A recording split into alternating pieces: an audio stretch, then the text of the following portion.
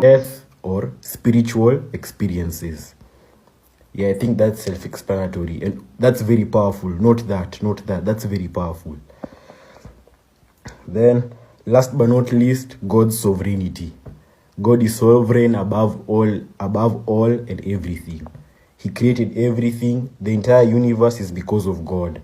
So, as Christians, we should let God be in control of our lives.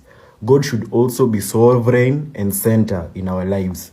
As believers of Christ, we should ensure that God is sovereign and center and in control of our lives always. So, yeah, thank you very much, and God bless.